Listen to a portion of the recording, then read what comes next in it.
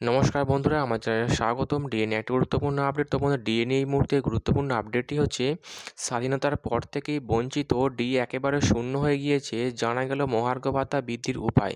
তো বন্ধুরা, ডিএ সংক্রান্ত আপডেটটি নিয়ে আমরা স্টেপ বাই স্টেপ আলোচনা করব। তো অবশ্যই আপনারা ভিডিওটি স্কিপ না করে অবশ্যই পুরোটা দেখবেন।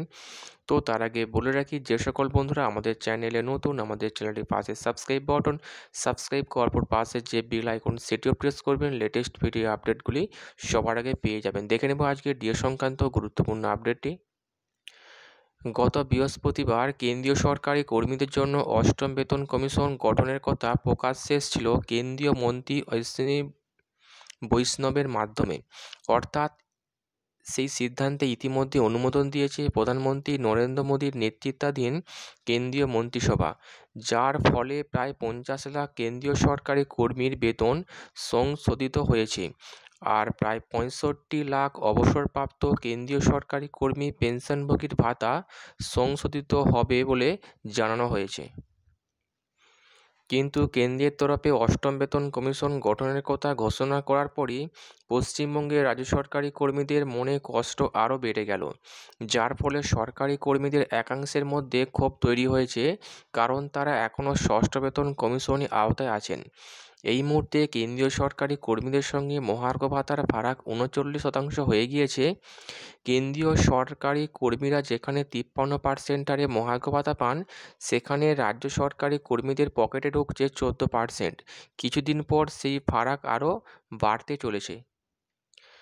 আর এই আবহে তাই ফের রাস্তায় নামতে চলেছেন পশ্চিমবঙ্গের রাজ্য সরকারি কর্মীদের একাংশ।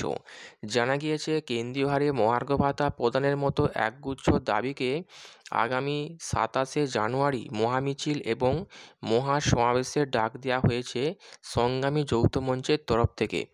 এই মহামিছিল শুরু হবে প্রথমে সুবোধ মল্লিক স্কোয়ার থেকে, তারপর সেই মিছিল থামবে ধর্মতলা পর্যন্ত এবং শহীদ মিনারের পাদদেশে মহাসমাবেশের ডাক দিয়েছে রাজ্য সরকারি কর্মীদের সংগঠন সংগ্রামী যৌথ মঞ্চ।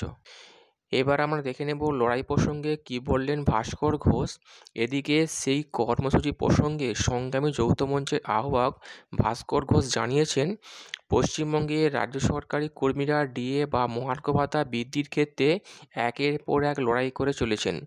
তবে এই লড়াই শুধু আজকের নয়, আসলে স্বাধীনতার পর থেকেই পশ্চিমবঙ্গের রাজ্য সরকারি কর্মী শিক্ষকরা কোনো দিনই কেন্দ্রীয় হারে মহার্ঘ ভাতা পাননি।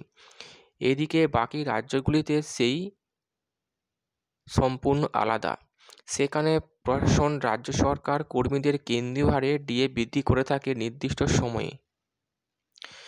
এই প্রসঙ্গে সংগ্রামী যৌথ মঞ্চের আহ্বায়ক ভাস্কর ঘোষ আরও বলেন যে 2019 সাল থেকে বলতে গেলে রাজ্য মহার্ঘ ভাতা একেবারে শূন্য হয়ে গিয়েছে। 2023 সালে আমরা সকলে ভয়ঙ্কর লড়াই করেছিলাম বলে শেষে ডিএর পরিমাণ 3% থেকে বেড়ে এখন 14% দাঁড়িয়েছে। তবে লড়াইটা আমরা ঠিকমতো করতে পারছি না বলে 2025 সালে মহার্ঘ ভাতা সেই আবার শূন্যে ঠেকল। তাই লড়াই ছাড়া আর কোনো পথ নেই। যদি টানা লড়াইটা করে যাওয়া যায়, তাহলে আগামী বাজেটে ডিএ বৃদ্ধি হতেও পারে। তো বন্ধুরা, এই ছিল ডিএ সংক্রান্ত গুরুত্বপূর্ণ আপডেট। কেমন লাগলো কমেন্ট করবেন, লাইক করতে ভুলবেন না। পরবর্তী আপডেট পাওয়ার জন্য আমাদের চ্যানেলটিকে সাবস্ক্রাইব করে রাখবেন। থ্যাংক ইউ বন্ধুরা ভিডিওটি দেখার জন্য।